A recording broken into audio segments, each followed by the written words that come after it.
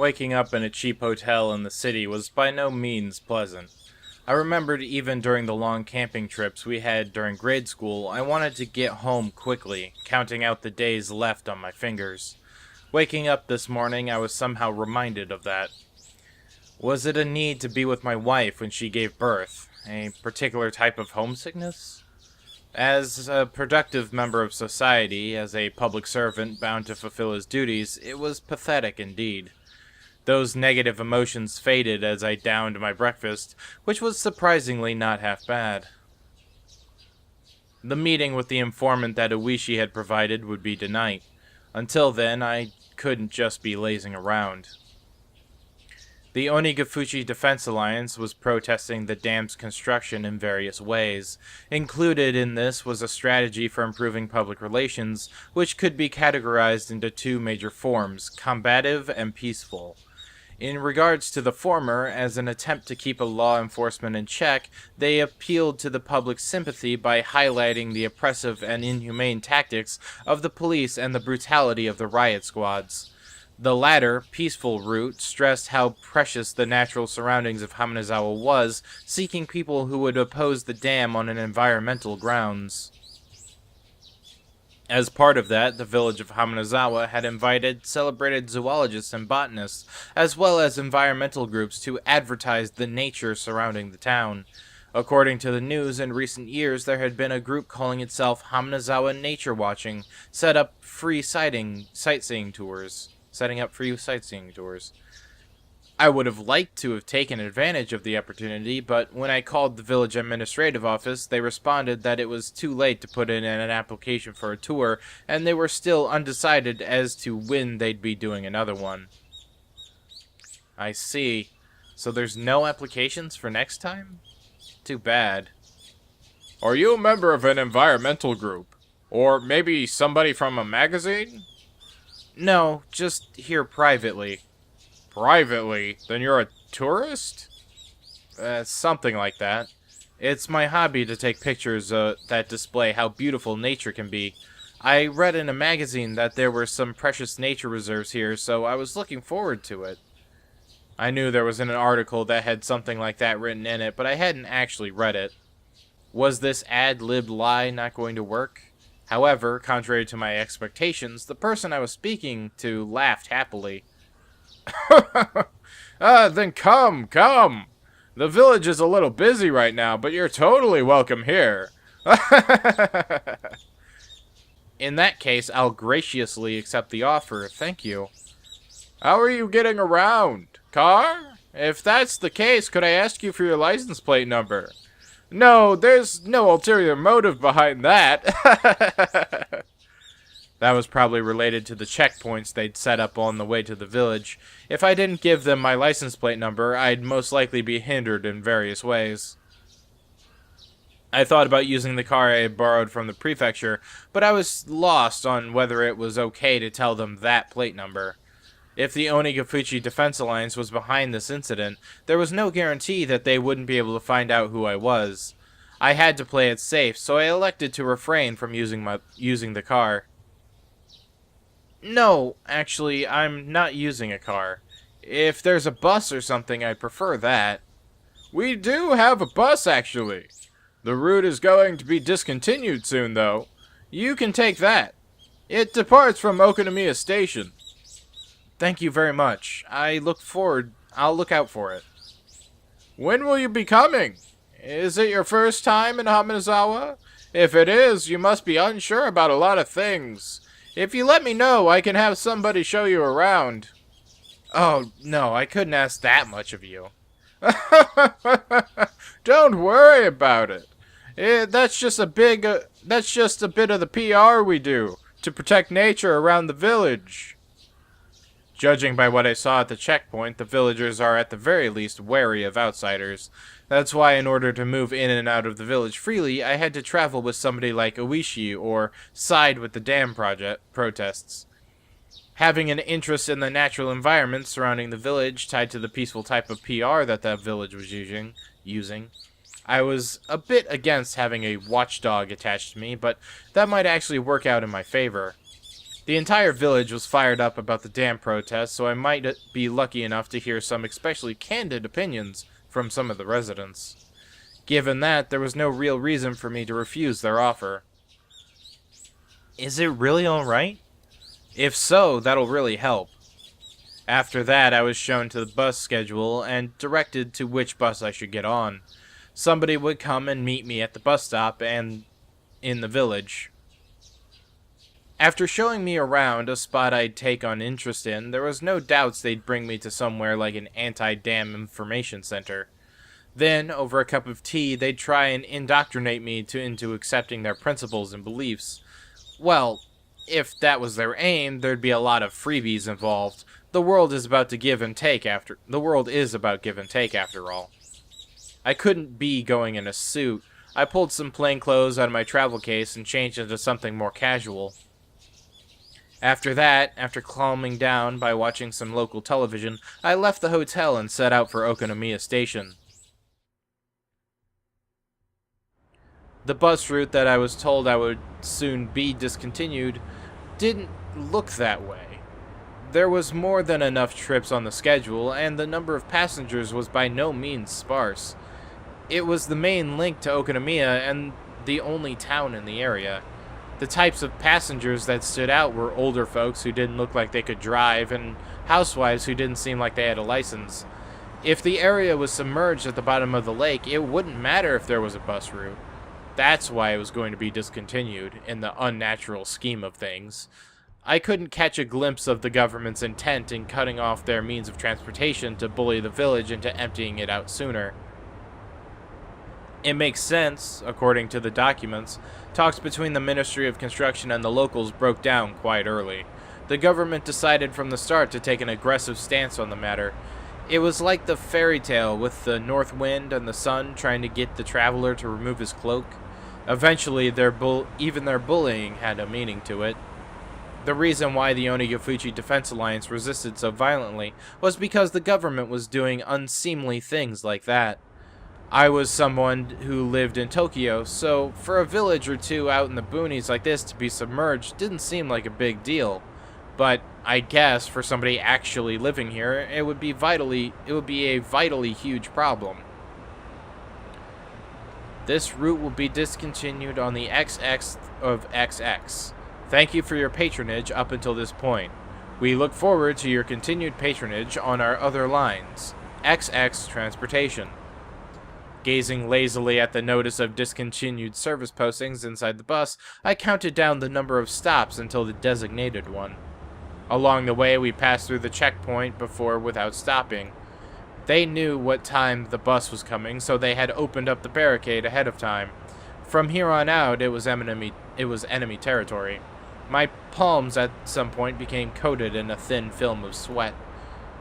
Now arriving at Yukita Waterworks. Now arriving at Yukita Waterworks. Are there any passengers disembarking? I hurriedly pressed the stop request button as the designated stop was announced. For none of the numerous passengers to be getting off here meant that it must be quite a remote place.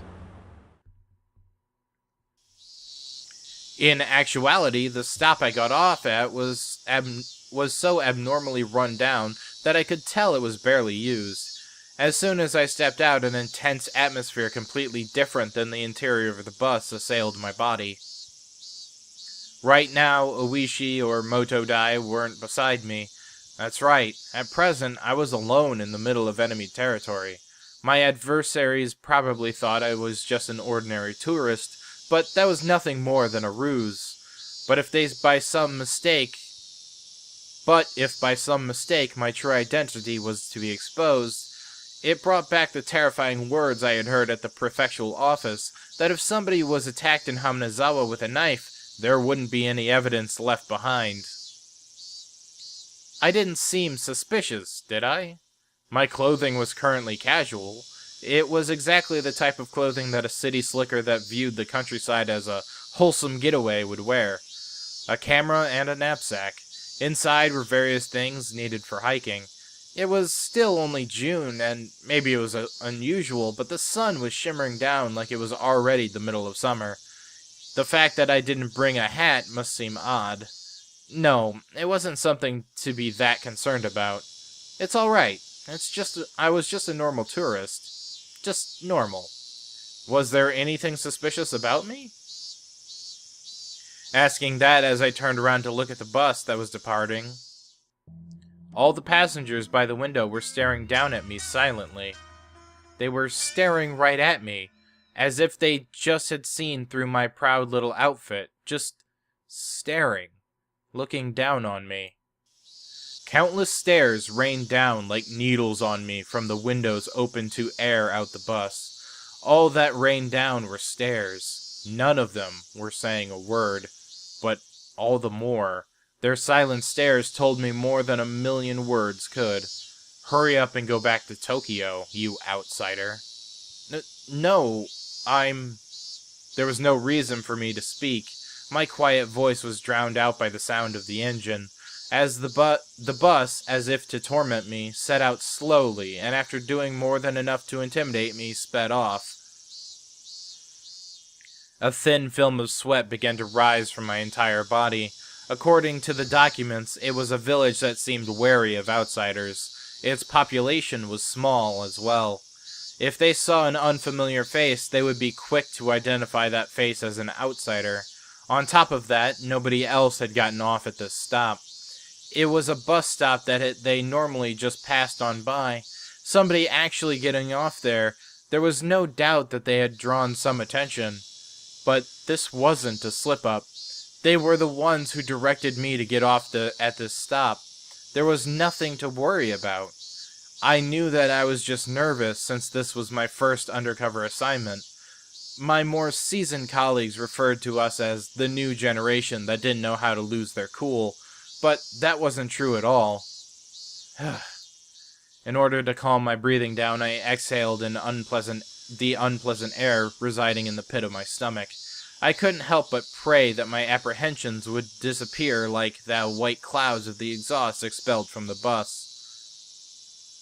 There was a small shed there to serve as a shelter if it rained, and it was there that I decided to wait. Inside the shed, one wall was plastered with posters advertising the dam opposition efforts. It was like the heartfelt screams of the villagers were recorded on that wall. Inside that shelter, I felt an inexplicable pressure. It wasn't like I had any real relation to the dam project, but it still made me feel hesitant about being there. That was just how filled with the force of the denial that space was. And inside that uneasy space was a girl. Inside that shed, covered in words written in broad brushstrokes berating the policies regarding the dam and calling for action, there was a girl, sitting there with a drowsy gaze as if half asleep. The two images clashed so much that I could only stand there dumbfounded for a moment, trapped in such a surreal environment. If I stepped inside, who knew what kind of oafish noises I would accidentally make? I couldn't be disturbing this girl's slumber like that. Having thought this, I gave up on entering the shed. It was just a sleeping kid, so why was I so worked up about it? Finally, I realized. This girl, to us as a married couple, was the very image of our ideal child. Even after numerous examinations at the hospital, we didn't know for sure what our child's gender was. Whether we could tell if they were a boy or a girl was, in the end, dependent on whether or not we could get an image of their genitalia. There was, of course, no guarantee that it was a girl, but with things the way they were, the possibility was high. Even so, Yuki had been saying that the chances that it was a boy or a girl were even. But in my heart, I had already decided that our coming child was a girl. Since the day I decided that until now, it was so fun to imagine how our child would grow up that I couldn't help myself. Amongst those numerous imagined forms, the one that I thought to be the most ideal had materialized right in front of me. Of course, a little of it was due to the circumstance. In my ideal image, her hair would be on the short side. The girl in front of me, though, had long hair. It was almost as if somebody had taken my ideal and made some small adjustments. It certainly wasn't something unpleasant. Even so, I felt like I was sullying her just by looking at her like that. She had an immaculate, no, a divine air about her.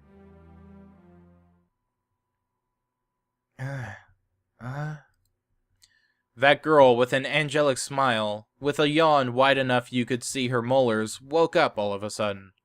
I didn't mean to peep, but locking eyes with a girl who just had woken up like this somehow made me feel like I was playing a prank on her.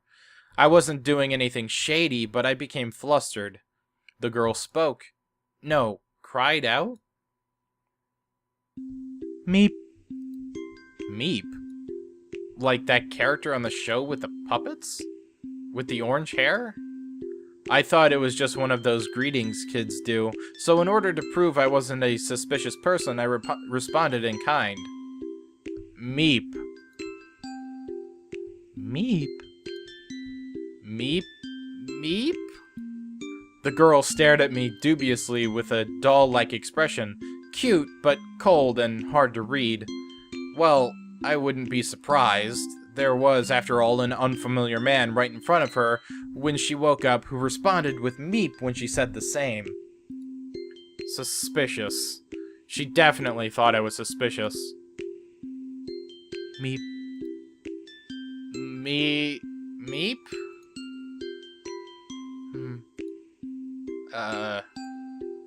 We were both at a loss for words. No, the only one lost was me. The girl in front of me, as if inquiring about my motives, stared at me intently. In this silence, I felt like I was the one who had to say something first. Damn it, this girl was way better at interrogating somebody than Oishi. I'm not anybody suspicious. I'm... Nippa! Nippa? Nippa! What I could have only described as a cold expression suddenly blossomed into a smile, one that soon infected me. You might be familiar with the term angelic smile. To me, it was like that phrase was created just to describe the smile she gave me. This girl smiling while saying Nippa probably wanted me to return the favor in kind. That's right, this was a kid's form of communication. Having the other person emulate what you just did was a rudimentary form of mutual understanding. Nippa! Star. Nippa! It was a beautiful afternoon in the early summer. What was I doing? I don't... Nippa? Oh, wait, no. Nippa! Nippa! Well, whatever. This was interesting in its own way. If making somebody happy with just a smile was the work of angels, then this girl was definitely one of them. I couldn't help but pray that my own child, who was soon to be born, would grow up to be like this girl. That strangely gentle moment was finally brought to an end by the arrival of a car. An older person waved at me from the driver's seat, a dry smile plastered on their face. Hi there! Wait, no. Hi there! Good afternoon! Sorry for being late. You're the tourist who phoned yesterday, right? Huh? Yes. Sorry to keep you waiting. I'm running a little behind because of the farm. Hop right on in. It looks like the weather isn't going to hold up for much longer, so I'll show you around real quick. Huh? The weather? It changes fast around here. There'll probably be an evening showers again today. If that happens, you won't be able to take any pictures. Come on, get in, get in. Meep. Turning around, the girl was standing right behind me with an intrigued expression. Her body language somehow reminded me of a stray cat that followed you around after you played with it a little. So charming. Well, if it isn't Rika-chama. Praise be, praise be. Nippa. A girl named Rika with an immaculate smile, and an old man praising her while rubbing prayer beads in his hands. It was a rather mysterious sight to behold. Are you going to work, Makino? It's not exactly work per se. I was asked by the mayor to show around a youngin' who's come to the village for some sightseeing. A youngin' who's come to the village for sightseeing. The girl, Rika-chan, said that with a smile as she clung to my arm. Well, yeah, I heard that this village is surrounded by a precious nature reserve, so I very much wanted to record that with my camera. Even though I look like this, I really like to take pictures. Tomatake Mach 2. Huh? Tomatake? Huh? Makino, is it okay if I come along too? I couldn't. You could come along, Rika-chama, but there's nothing interesting to see. You should go play near the shrine or something. Me. A distinctly displeased expression creeped across Rika-chan's face. Being able to show one's emotions honestly on their faces was a privilege young children had. If it's not too much of a problem, could you bring this child along with us? When I said those helpful words, another smile spread across Rika-chan's face with another nipa as she clung to me again. Not bad at all. I want this girl to call me Papa. Oh my god. You have a kid coming, man. Hold on. You're getting ahead of yourself. A little too far ahead of yourself, okay. No, father, dad, daddy. Yeah, you're getting weird about this. What am I doing? Ever since I met this girl, I was completely off my game. Just calm down. Nothing I can do, I guess. Rika-chama never listens even if you say no. Come on, hop on in. Come on now, Rika-chama too. The old man descended from the driver's seat and opened up the sliding door of the van, which had Onigafuchi Alliance Town Council stenciled on the side. Rika-chan brushed me aside, dove into a seat, and began bouncing around right away. It seems like she was thoroughly enjoying the bouncy springs. Come on now, Rika-chama. If you're like that, our guest can't sit down. Hey, Rika-chama. Girls are nice. I wonder if my child will play around like this too. No.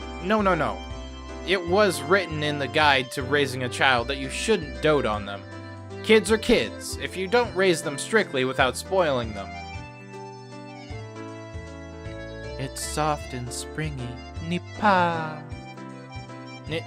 Nipa. I am definitely going to be a terrible father. It was decided that I would be a doting parent before my child was even born. Well then, sir, I'll show you around some places that I think look nice. Have you eaten lunch today? Yeah. I had a light meal at the hotel. Is that so? Well then, let's get going. We're setting off on a tour of Hamanazawa. Yay. Is it alright if I call you Rika-chan? Sure. My name is Rika Furude. I can already do addition in the tens digit. Oh, is that true? That's amazing. I don't count on my fingers. I can do it all in my head. The way she insisted upon that was just too cute. At some point, the nervousness I had about being alone in enemy territory had evaporated like it was never there at all. I had to be at least a little thankful that I met this girl. Well then, let's get going. It's time for the Hamanazawa nature watching. The old man stepped on the gas with a great deal of gusto.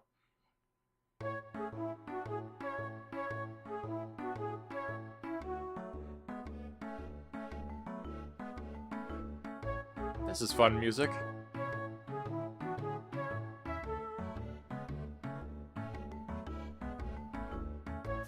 Ah, the sights.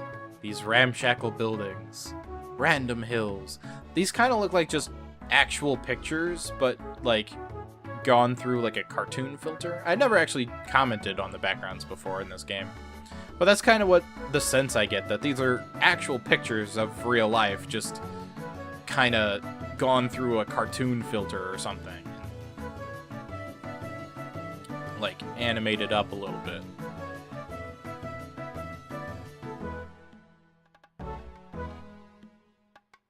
Hello, Rika. Okay, Rika happy. It's always nice to see Rika happy.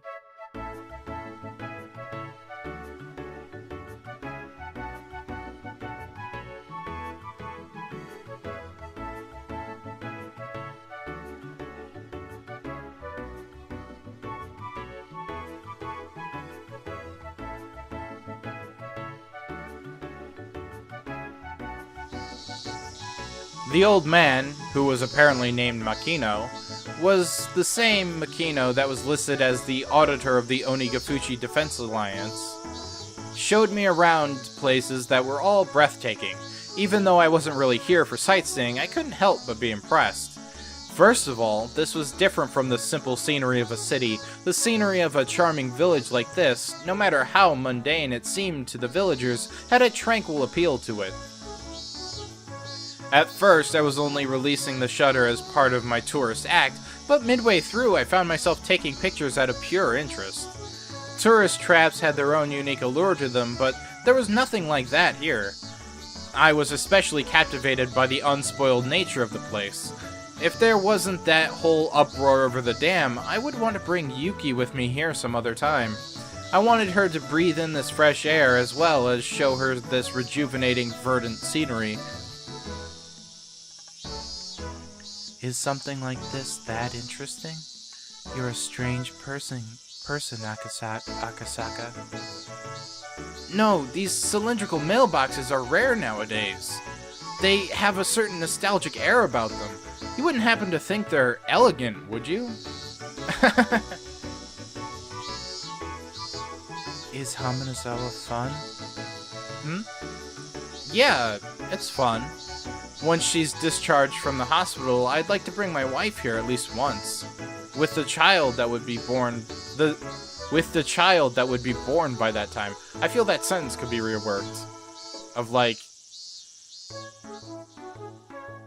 with the kid once it's born, or something like that. That just seems like an unnatural line. Anyway, stop critiquing. Right now, she's in the hospital waiting to give birth. She's due any day now. It'd be nice if they're a cute girl like you. Sir, it seems like congratulations are soon to be in order. Still, that's not good. To leave your wife behind and play around in a place like this? I was momentarily at a loss for words. It was exactly how Makino said. There was no good reason for a man who was waiting for his wife to give birth to be playing around idly in this place. Did I slip up? Well, we had already planned this trip to Hamanazawa a long time ago. My wife's family is with her, so it's all right. If you had this plan so far in advance, then how come you didn't make the sign-up deadline for the nature watching? If you did, you could have toured around on a nice bus instead of being cramped up in here. It didn't seem as if Makino was actually digging for anything. But if this conversation continued any longer, it would put up some unexpected holes in my cover. I halted the conversation by pretending to take another picture.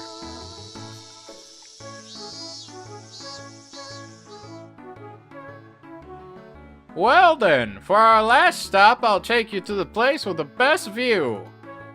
It was slightly before evening. The sun was still burning brightly, but a cool breeze had begun to mix itself into the air.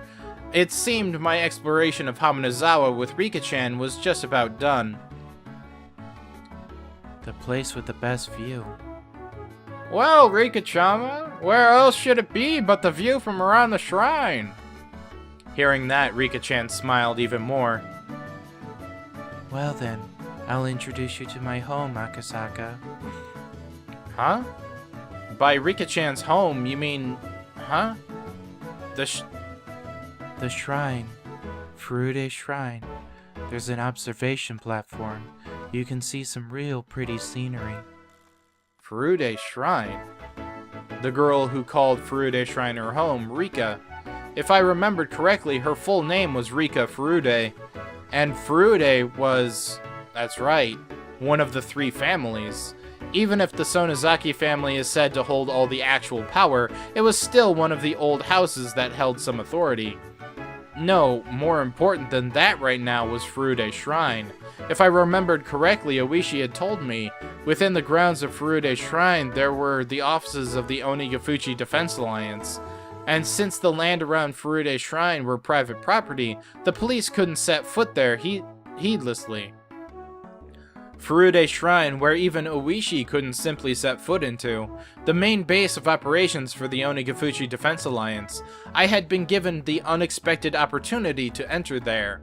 I couldn't have asked for more. I'm looking forward to it. Please, if you would. Well then, let's get there quick.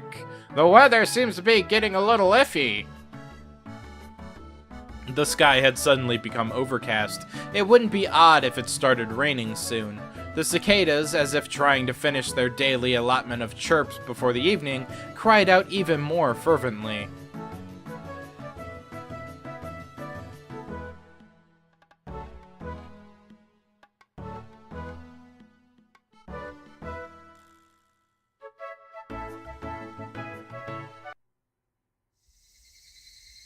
The van stopped in the shrine's parking lot.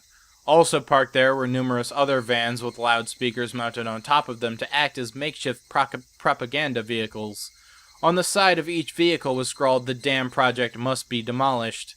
Defend our homeland to the last. No Oshiro-sama's anger," or a slogan of a similar kind. They gave the feeling that even without using the loudspeakers, there was enough to overwhelm any onlooker. Vertical banners were erected in various places. The contents of those banners were similar. They were all objections against the dam or crude insults towards the government. There were horizontal banners, placards, and so on and so forth. They proclaimed that without a doubt this was the headquarters of the Onigafuchi Defense Alliance. For Rika-chan, however, this hectic place was also her home. We've arrived. I'm home. Rika-chan crawled over my lap and exited the vehicle first. Makino had noticed that I was looking at protest banners. The shrine also has the offices of the anti-dam movement. For you, this probably brings back memories of the anti-security treaty conflicts back in the day. Student movements against the government policies, movements that bordered on terrorist activity, were at a time commonplace, if only in order to garner global attention. Students holding out in lecture halls, brawling with the riot squads that charged in. It was an age where wasting one's youth like that was widely considered a road to glory. It was slightly before my time. I'm not really an activist or anything. I studied without incident and graduated without incident. I don't really agree with the violence or occupations they use to protest the government's policies. Oh, you have quite the nice opinion there. If you have an opinion on a policy, vote for the candidate who shares your view, or enter the political world yourself and assert your beliefs in a lawful manner. That's the foundation of democracy. I don't think that's something you should challenge with violence. That's weirdly topical. For a young'un, you sure have some fine beliefs. I saw that feeling of respect reflected in Makino's gaze. At that moment, something tugged at my sleeve. I have no idea what Akasaka is saying. Rika-chan, feeling like she was the only one who didn't understand the conversation, had a look of displeasure on her face. That expression was so charming, I had to keep myself from grinning like an idiot. It's often said that a father wants to spoil his daughter rotten. I think I understand that feeling very well. Sorry, it was a little bit hard for Rika-chan to understand, wasn't it? Japan is a peaceful country, so you have to argue your point in a peaceful manner. You shouldn't resort to violence, in other words. No matter how much I explained, A girl who was just boasting about being able to carry digits over when adding things probably wouldn't understand. It probably wasn't something to talk about in front of Rika-chan anyway. So then, Akasaka, how do you think we should keep our village from being flooded by the dam? Even if I regretted my careless words, it was too late now. Here I was at the main headquarters of an organization, telling them that their way of doing things was illegal, preaching that violence was not the answer. A complicated feeling had mixed itself in with the respect in Makino's gaze.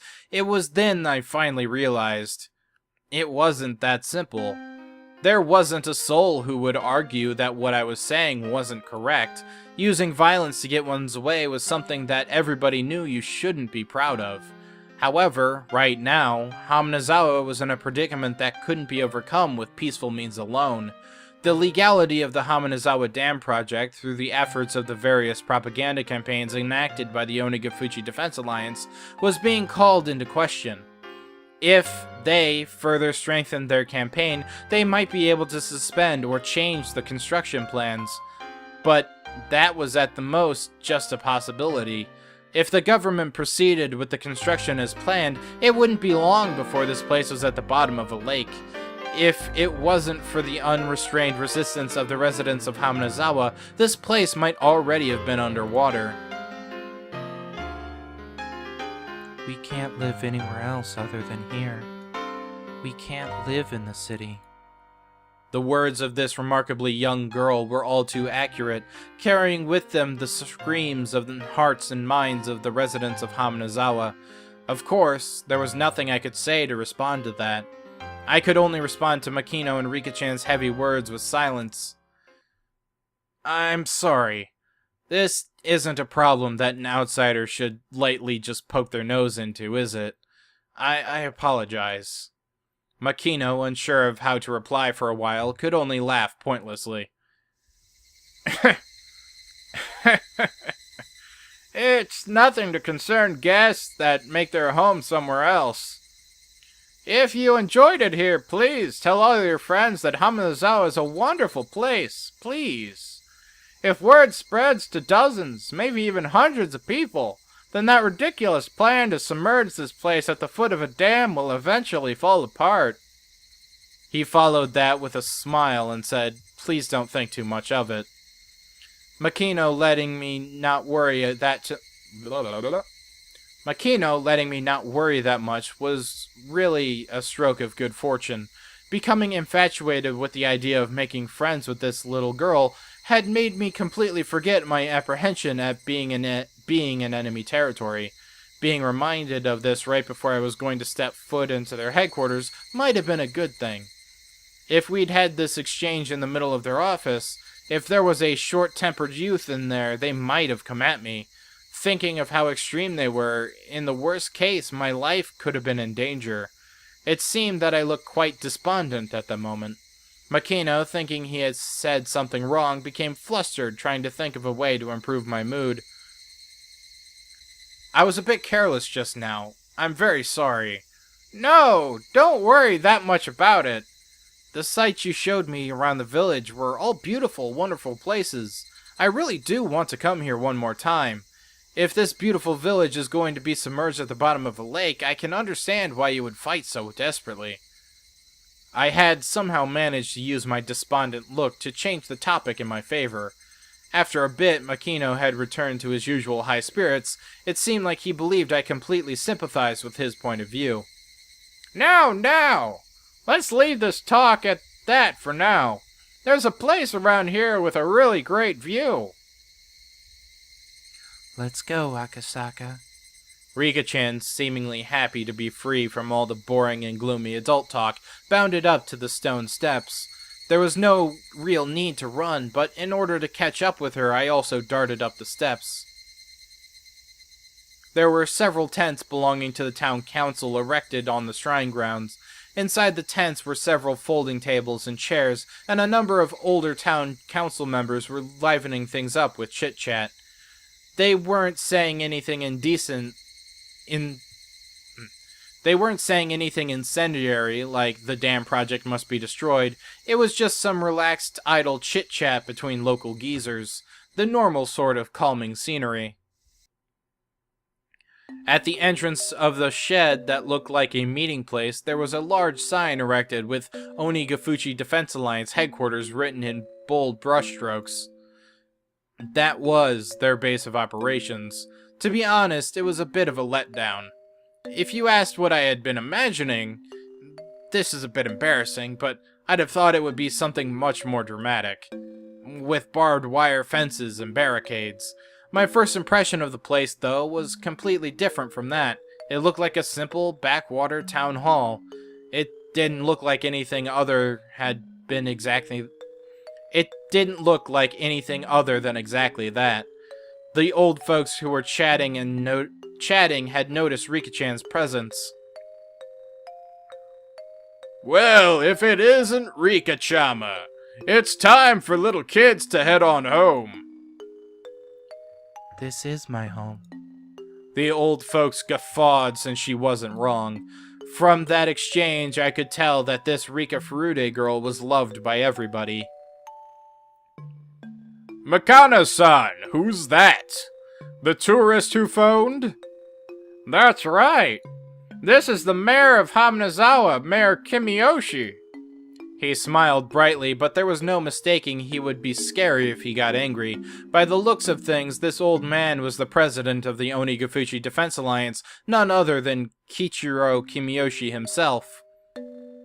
Welcome to Hamazawa. What do you think? It's a quiet and relaxing place, isn't it? Yeah.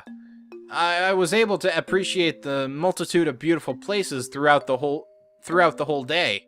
I'm thankful for being granted this rare opportunity. Even though you're one of those young'uns, you're quite the gentleman. Kichiro, I want to show Akashaka a cool place. Thinking that the formalities between myself and the mayor had gone on for too long, Rika-chan butted into the conversation. For her to call the mayor by his first name, I felt it was a little strange, but none of the villagers seemed to mind. A girl of the Furude household, one of the 3 families, she was probably different than the average villager. Akashaka, over here. Rika-chan tugged at my sleeve. Not resisting, I allowed myself to be pulled over, and waiting for me was a magnificent view.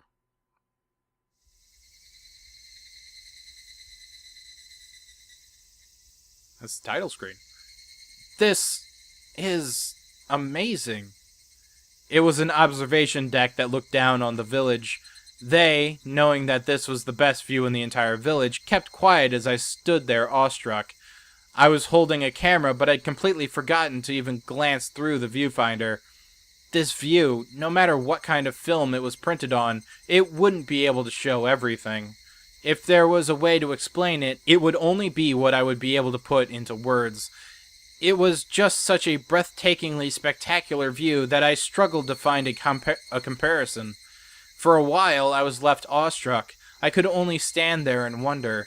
A cool breeze helped abate the heat rushing through my body. That comfortable sensation also left me speechless. Rika-chan, who had been holding onto my sleeve the entire time, spoke. This is my favorite spot. As she said that, she showed me another adorable smile. That smile seemed very fleeting. If you ask why, that was because the view from her favorite spot would eventually be submerged under the deep green waters of the dam reservoir. I just can't believe that this village is going to end up at the bottom of a lake. I said it quietly so that only Rika-chan could hear it. I regretted it as soon as I did, for those words were all too cruel. However, Rika-chan didn't let them cast a cloud on her expression. In fact, she replied with a smile. It won't sink. The dam project will definitely go away. It was just like a little girl to say something like that. There was no basis for her saying so. It was just her wish. Akasaka, Do you think that this village will be submerged? It's not that I wanted to be. I knew how important the dam was. I knew that it was necessary. I just didn't want to recognize the sacrifices that would be made. I agreed with the project in general, but couldn't agree with some of the details. But if it meant that this girl's beloved scenery would be taken away from her, I might be able to object to the dam. I might be able to ignore the interests of the nation, the developments of Japan, all for the sake of one girl's smile. I'm not really much of a humanist, but... how sentimental of me. It won't be submerged, because the dam project will soon go away. Her words weren't just hopes and dreams, but were seasoned with a hint of resolve, as if she was talking about an unchangeably predetermined outcome. As surely as the sun rising in the east. It'll be gone soon? Wanting to ask her why she believed that, I turned around. Yes, it'll be gone. What makes you say that? Well, you see... She seemed to want to answer, but as though unable to find the right words, she swallowed back what she was about to say. Regardless of what Akasaka does, the dam project will end this year. It's already been decided. That was a lie. If something like that had already been decided, then the Onigafuchi Defense Alliance would have no reason to continue existing.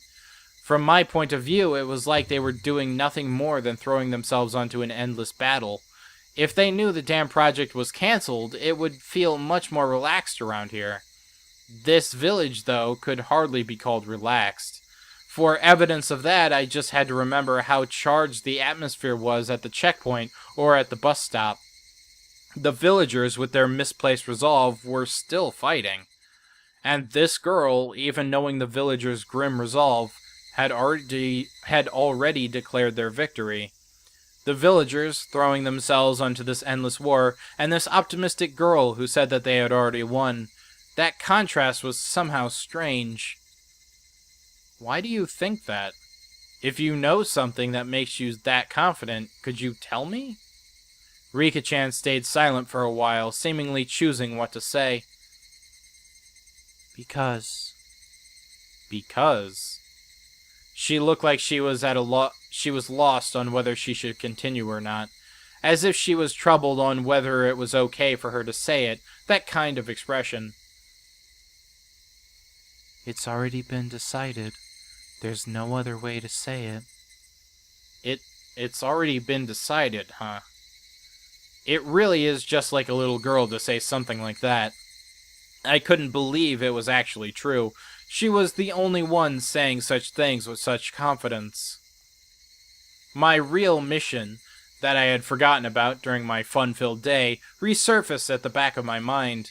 The kidnapping of the minister's grandson. Had the Onigafuchi Defense Alliance kidnapped the minister's grandson and already succeeded in negotiating the cancellation of the dam project? Did Kimiyoshi actually already know that and was just playing dumb? Was that what this girl was really telling me? Akasaka. The girl called out my name suddenly. What is it? Go back to Tokyo. Huh? I wasn't only surprised at this sudden command. Ever since I came to this village, I had never once mentioned I was from Tokyo. Well, based on my accent, she might have been able to guess where I was from. What was I getting so worked up over? It was probably the sudden and complete change in her demeanor. You should definitely go back to Tokyo right away. If not, you will woefully regret it. The girl had been holding my sleeve the entire time. She had been tugging at my sleeve since hurriedly dragging me over to show me this wonderful view. But this was the adorable Rika-chan who I'd spent the entire day with. There was no way she could have been replaced with a doppelganger when I wasn't looking. She had been holding onto my sleeve this entire time, but somehow this girl was someone other than Rika-chan. She looked like Rika-chan, but she wasn't. She was some girl I had never met before. That girl had told me in an indifferent voice that I would eventually regret coming to this village from the bottom of my heart. That would be an incredibly pathetic thing to see, so I thought I'd warn you right now.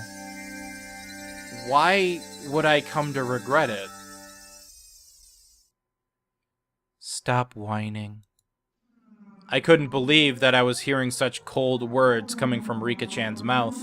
I just couldn't believe it. Was somebody impersonating her using ventriloquism or something? Thinking that, I wanted to take a look around, but the girl's gaze had me pinned down, making me unable to move. When you tried crossing the road when the "Don't Walk" sign was up, did your parents finish explaining why it was dangerous before pulling you back to the sidewalk?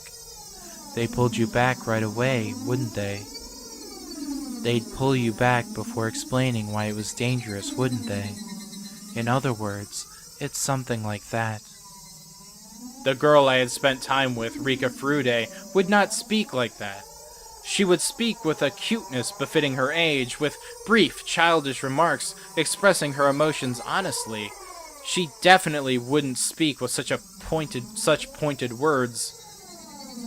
I've warned you. Don't get the wrong idea. It's not like I'm saying this because I hate you. You don't need to tell somebody who's better off dead that they're in danger. Who are you? You're not Rika-chan.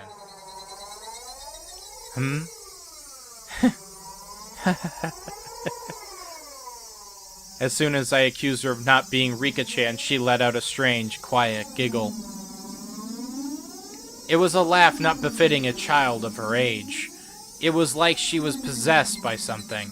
Her change was just that, total and complete. Her change was just that, total and complete, is what that was. Was Rika-chan being attacked by some terrifying phenomenon? That occult idea came into my mind without any sort of hesitation. Rika-chan is acting strange. Somebody help. Thinking that I'd yelled that, I turned to where the mayor was. I immediately realized he was looking at us with a smile. That's right. To him, it looked like nothing more than me and Rika-chan fooling around. He didn't notice that there was something terrifying happening to her. Akasaka is such a coward. The girl had obviously grasped that I was afraid. Noticing that and calling me a coward, she laughed again. That cackling girl approaching me in a strange manner, while still laughing, lost her balance and fell flat on her face. Rika-chan fell down. If it was just a while before, I would have extended a hand to help her up without hesitation, but now, extending a hand to this ominous girl, who looked like Rika-chan but wasn't, required a bit more courage than I had at the moment. Meep. The girl cried out thus, and then she squirmed upright and dusted herself off. Afterwards, she looked around restlessly as a blank expression crept across her face. You've got to be kidding me. Was she making fun of me? That way of acting, it was as though, after being possessed by something, she had lost her memories of what happened. You're joking, right? Rika-chan? Meep. I didn't know if Rika-chan had heard me or not. She just cried out like that, as if questioning herself. Hey, mister! Rika-chama, too! Tea's ready! There's some snacks, too, so please come and have some! I guess that should have been an old lady voice. Hey, mister! Rika-chama, too! Tea's ready! There's some snacks, too, so please come and have some! An old lady wearing a smock was waving energetically from the entrance of the office. Hearing that there were snacks, Rika-chan's expression changed. Yay! A carefree smile. That was a familiar smile, the one that belonged to the embodiment of my ideal daughter. Any hint of the creepy girl that was just here spouting sinister words had vanished.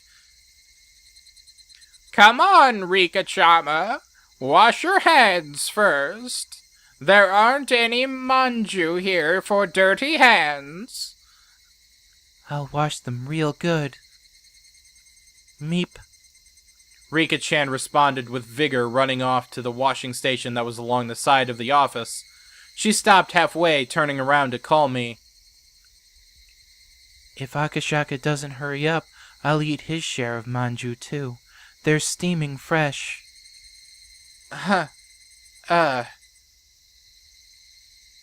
People who don't wash their hands aren't allowed to eat any manju.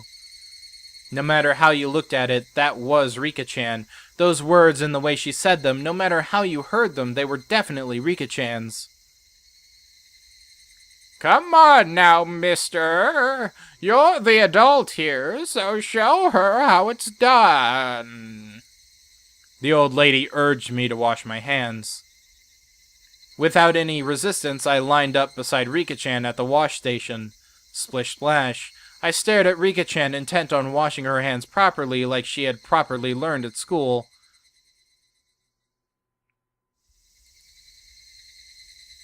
Meep.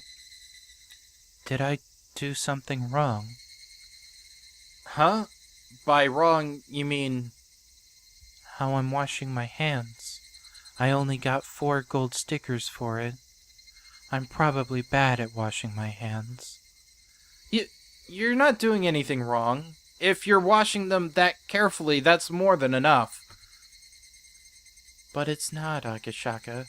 If you don't use a brush and clean out the dirt underneath your fingernails, you won't get a gold sticker. Rika-chan, you're very diligent. That's something to be proud of. Nippa, I was praised by Akashaka. No matter how you looked at it, it was Rika-chan. There was no trace of that girl from before. Exactly what was that sinister girl? Rika-chan, what was the meaning of what just happened now? Just now, you told me to go back to Tokyo, didn't you? Did I say that? I was at a loss for words. She didn't remember what that girl just now had said. Like, I would ever believe something as occult as that could happen. Like, I would ever believe that Rika-chan could be possessed by that strange girl and say those creepy things. Rika-chan, you definitely said that. Meep. Her expression told me that. Despite my saying so, she had no idea. She wasn't playing dumb. She actually didn't know. Exactly what was that just now? Just as Rika-chan had, I let a look of confusion creep across my face. The two of us, both looking like we had no idea what was going on, must have certainly been a humorous sight to behold. While partaking of tea and snacks, I was shown a propaganda film shot by the Defense Alliance that highlighted their resistance efforts. Older folks talked passionately on how long and grueling the fight against the dam was, but they fell on deaf ears. I was transfixed by Rika-chan, who had heard these stories countless times before and was nodding off. Eventually, Rika-chan noticed I was staring at her and smiled as she rubbed her eyes. That smile was Rika-chan's after all. There was no hint of that sinister shadow. After that, my unreasonable fear of Rika-chan lessened with the passing of time, but I could by no means forget what had happened. It eventually grew dark. The mayor said that they had prepared dinner, but I said I would come again tomorrow and took my leave. I had to return to the hotel and find my regular report with the file my regular report with the section chief. I see. Well then, please come again tomorrow. If you phone, we'll send somebody to pick you up right away. I appreciate your hospitality. I'll probably come again and enjoy myself tomorrow. Yes, please do. It seems that Rika-chama has taken a pretty big liking to you. Akashaka, are you coming again tomorrow?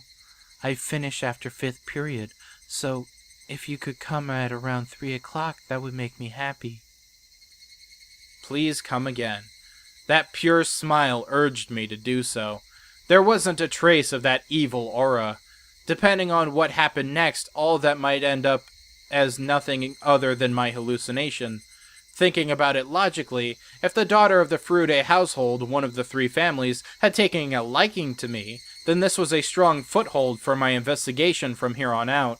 It was like a free ticket for a reason to visit Hamanazawa. If only I could treat that little incident as a figment of my imagination, then having this girl who was the embodiment of my ideal daughter grow so attached to me wasn't bad either. I had successfully dove into the belly of the Onigafuchi Defense Alliance, and had the mayor as well as other important members of the alliance welcome me with open arms. This was a great turn of events. However, I still felt uneasy. Getting back to the hotel, I forced down an almost painfully cold beer until I could clear my head. The shock from that incomprehensibly strange incident continued to torment me.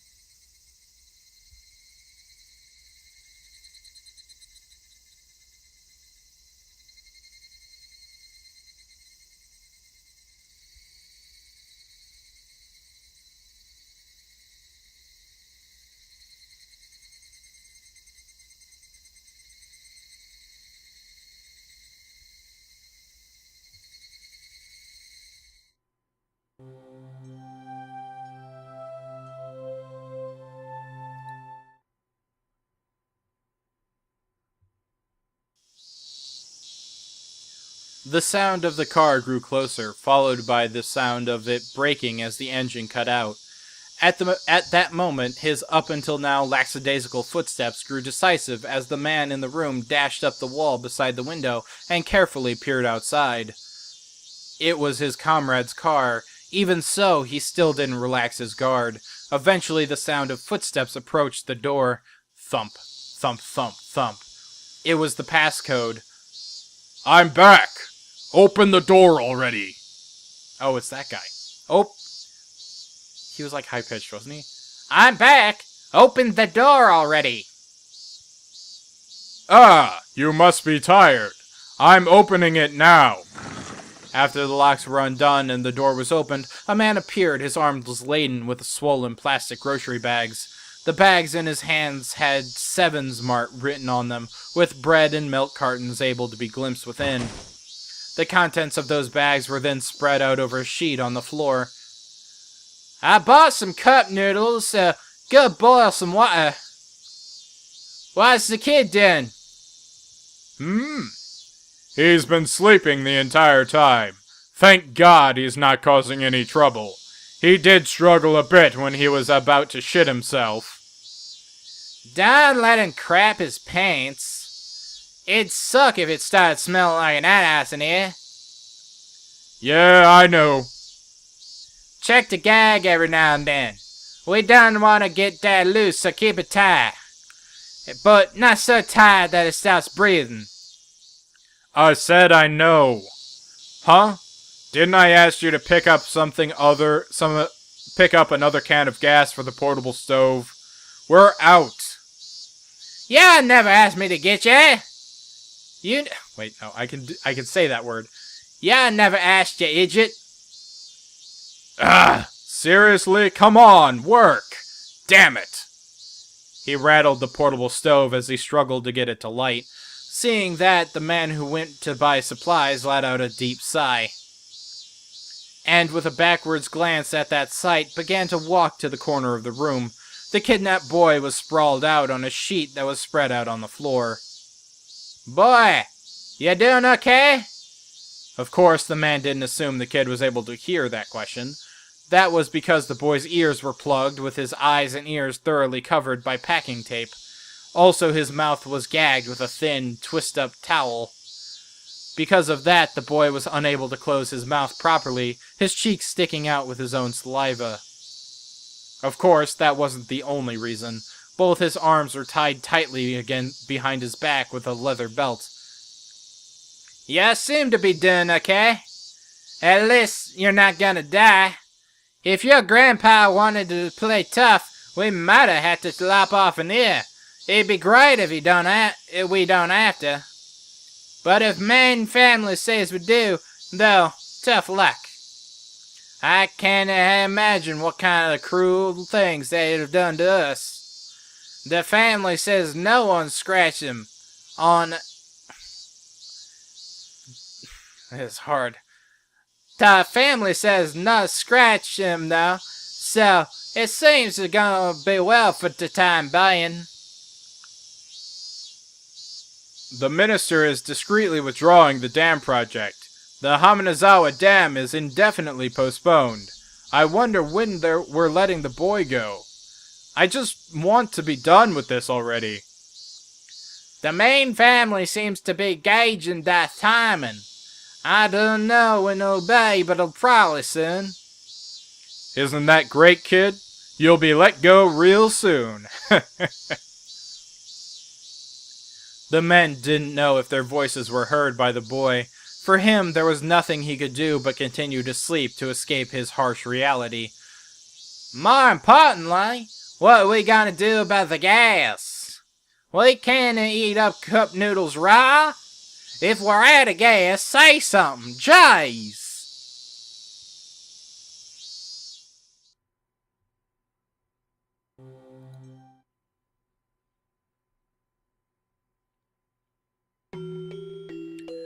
The weather forecast had predicted that it wouldn't rain at all this entire week.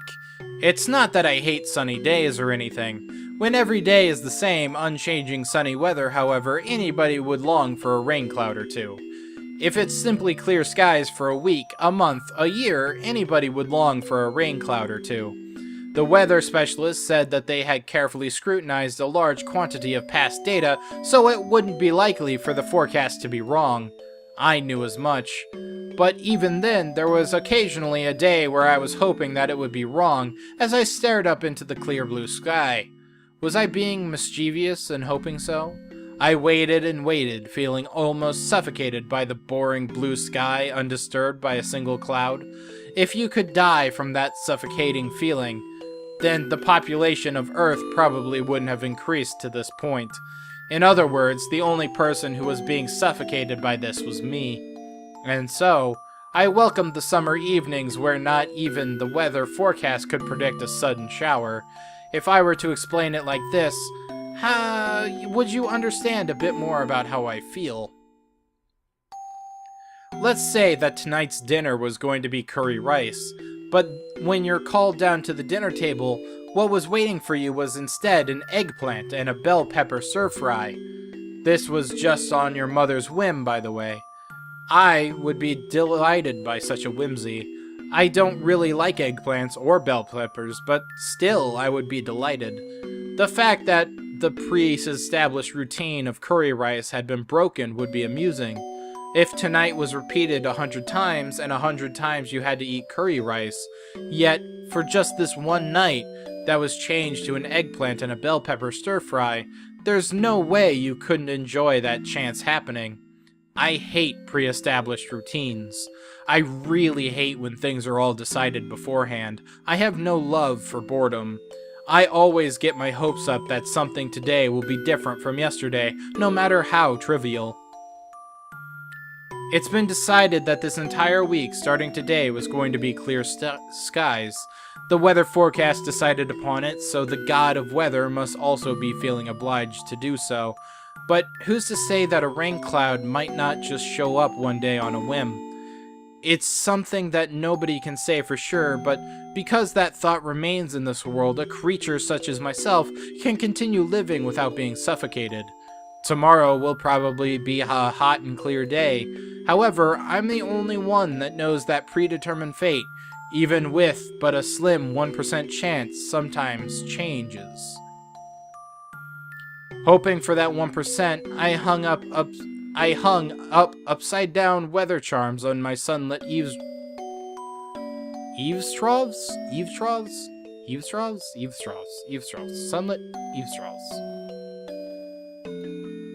In the end, I spend my days waiting for those unexpected things in life to happen. I ponder why I was hoping for it. Why was I hoping for a rain cloud?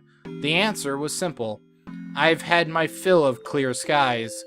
Then why was I hoping for a rain cloud? The answer was simple. The fact that it was going to be sunny tomorrow was boring. So why was I hoping for a rain cloud? In the end, it doesn't really matter whether it rains or it shines tomorrow, Basically, it was just that the rain would water my heart, which was withered from boredom. That's why rather than a TV drama where the plot's already been decided, I prefer to look up at the sky. I believe that entire monologue was Rika, by the way. I didn't read it in her voice because I didn't know that at the start, but I believe that's Rika talking.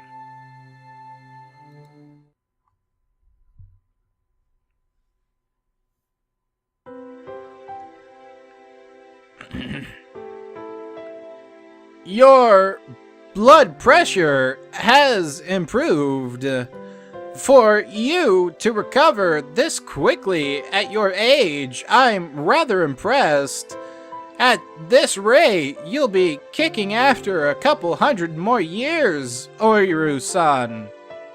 The young doctor in his medical coat said that as he undid the blood pressure cuff from the arm of the old woman tucked away in her futon. You're a very good physician, Dr. Irie.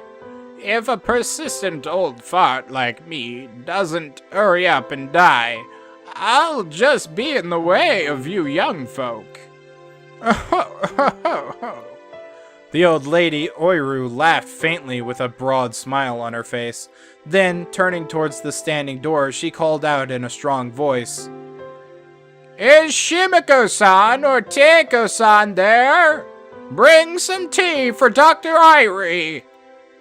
The sound of rushed footsteps from the hallway drew closer, until finally the door slid smoothly open. What it revealed was a young girl. It looked like the old lady's granddaughter.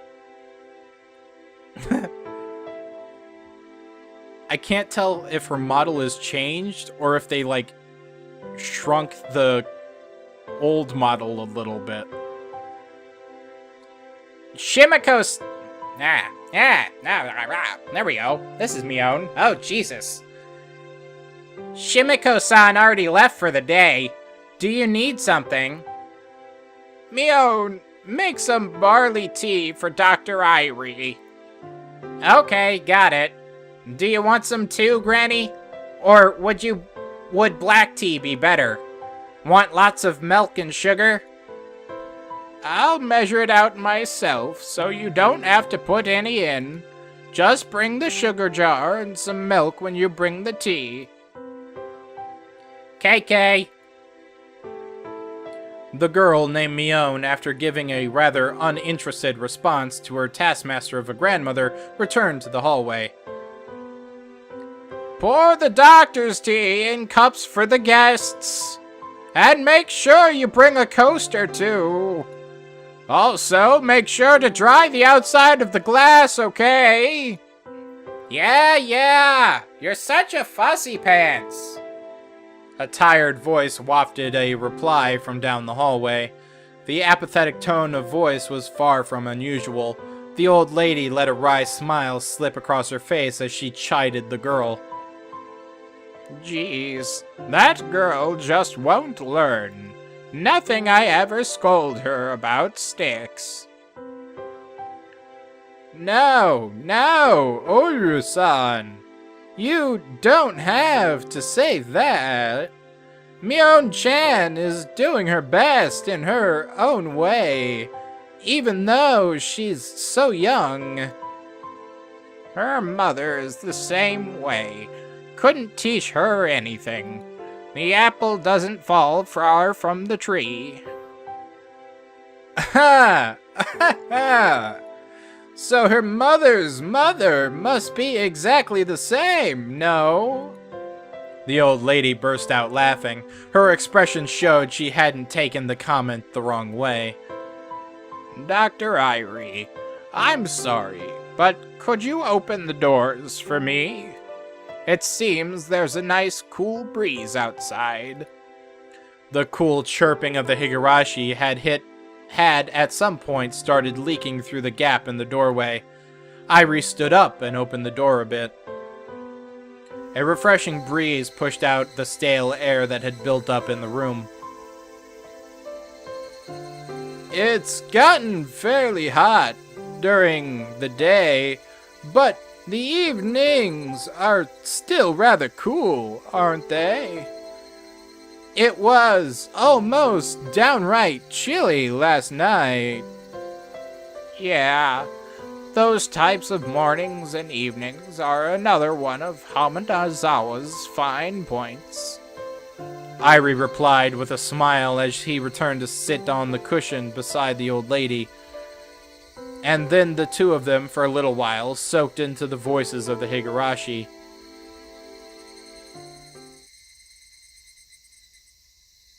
I'm going to try and live to 100.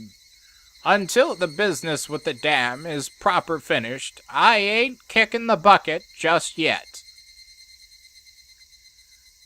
To get the government to withdraw a decision they've already made is a fairly difficult thing to do. The way this country does things is like turning a millstone. A heavy one at that. A millstone? Don't you know? A millstone. Irie quickly affirmed that of course he knew what the old lady was talking about, for he knew full well that Oiru didn't like having her stories interrupted. This millstone, see, can grind anything to a pulp. It's rather impressive. But you see, it doesn't turn that easy, because it's a rather heavy millstone. Lots of people have to work in unison to get it to even budge. That's the type of millstone. Irie pursed his lips, listening quietly to what she was saying. Eventually, Mion returned with some tea laid out on a tray. Seeing that Oiru was talking and in a good mood, she quietly knelt down and laid out the sets for barley and black tea, careful not to interrupt. That's why, when it gets going, it's not that easy to stop. It takes the most effort to move it right before it starts turning.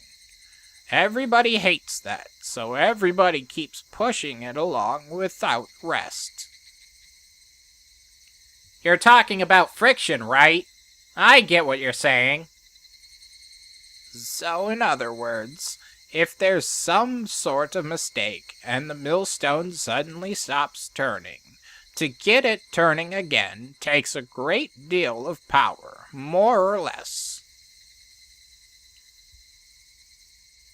Certainly, to get a project that's been suspended is going to take quite a lot of work.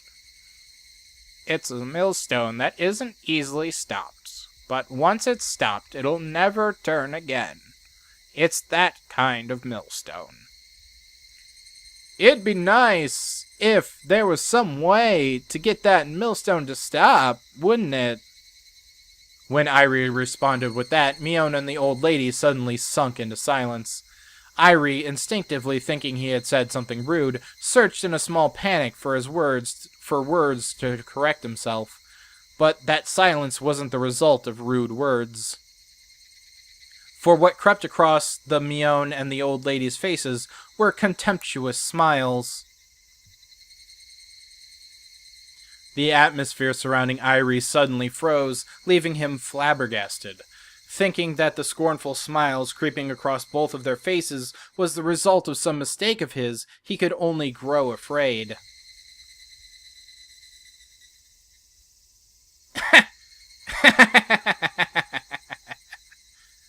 It hadn't been that long at all since he was enveloped by silence.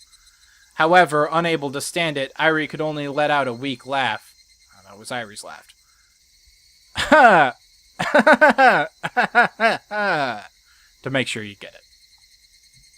Irie's laugh eventually spread to Mion and the old lady. Not knowing exactly what they were laughing at, their laughter left a lingering chill. The only ones not laughing were the Higurashi, who continued their simple and unchanging chorus.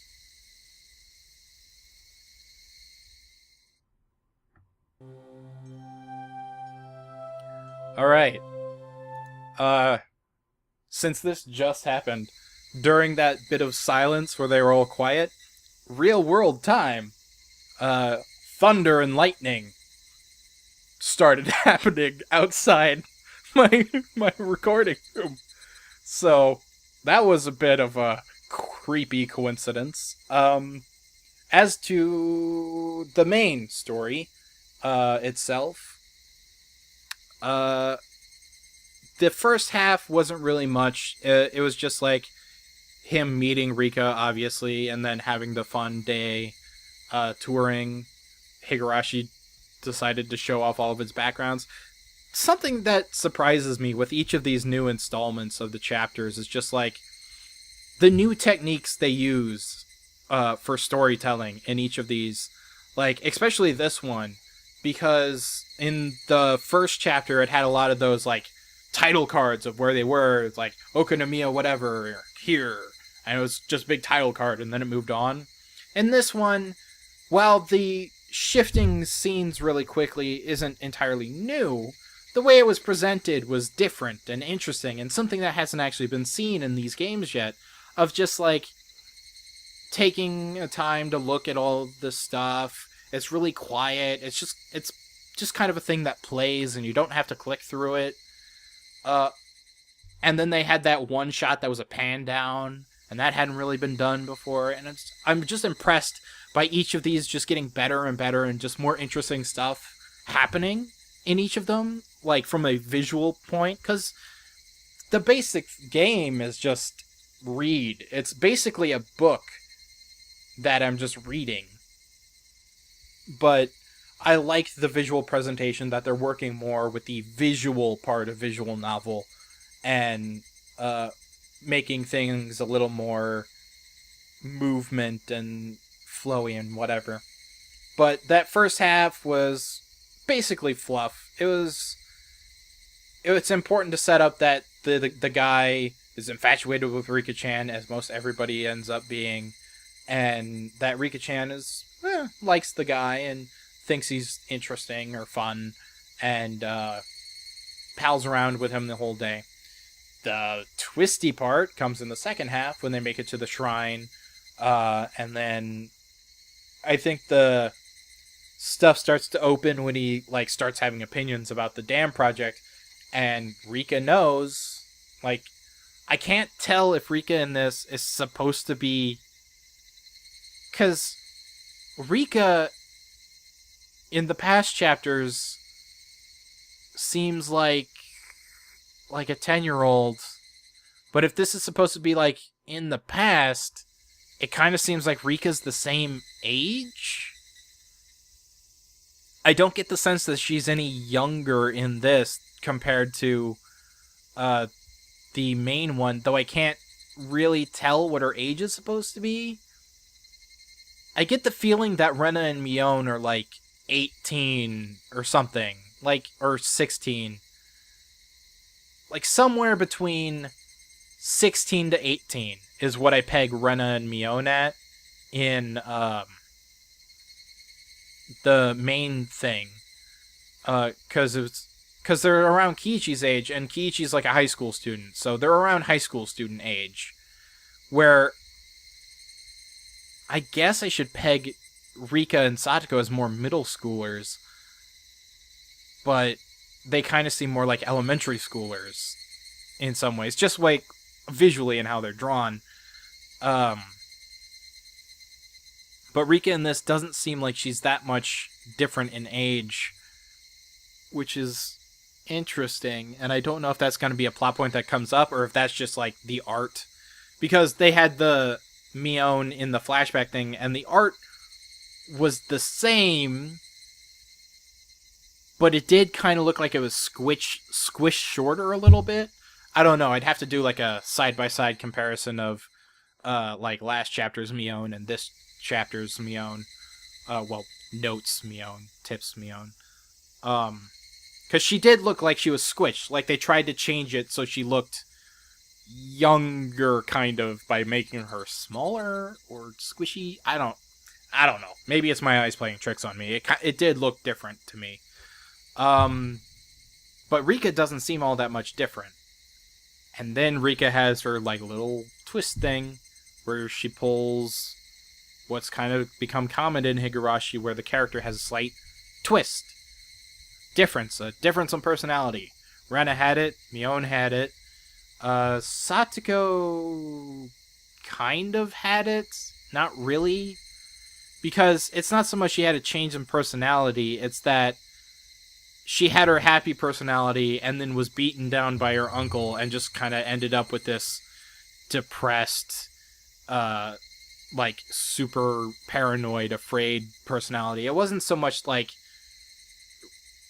the going evil generic personality. It wasn't any of that. It was just kind of like her demeanor shifted a little bit because of her situation. This was a definite Rena Mion personality shift. Instantaneous personality shift.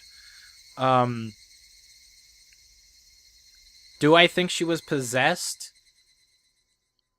I want to say no, because the Rena we've seen in the past, or not Rena, the Rika we've seen in the past chapters gives off this air of she's pretty crafty, and she could probably, like, I get the feeling that alt personality is the real Rika-chan, and then she's crafty enough that she can switch back to normal, happy, whatever Rika-chan as her cover. I feel like it's the difference between that was the real Rika-chan showing for a bit, giving him a legitimate warning because she doesn't want him involved in this, giving him a legitimate warning to go away, and then it switches to a cover-up face. But then that's immediately discredited by the fact that when the guy was leaving for the day, Rika-chan said, "You're gonna come tomorrow? I want you to come tomorrow," basically. Instead of, like, being okay with him leaving for good, sort of deal. So, I am still kind of waiting for the supernatural element, so I want to believe it was, she was possessed.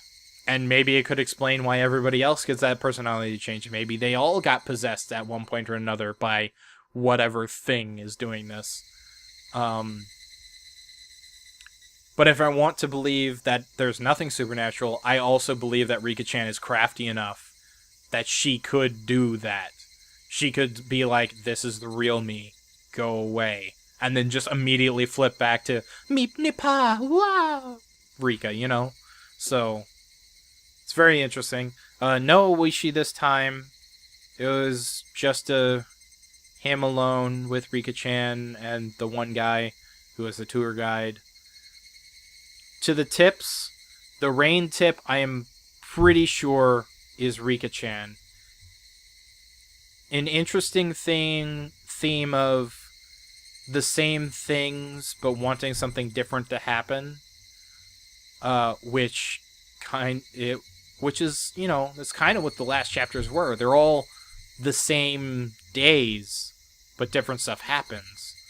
So, if I want to believe that was Rika-chan talking about the rain and wanting something, and just hoping for something different to happen, I could believe that. What was the first tip? Oh, the first tip was with the kidnapped boy. And not really much there. Kind of confirming what was said in the chapter by Rika-chan, that the damn project is being removed and it's being thrown away. So I'll be interested to see how this one, like, goes nuts in a way, like what's the real incident that starts the change, because if the dam project is already kind of going away, is the investigator actually going to stumble on the fact that it was them that did it, or was it something else?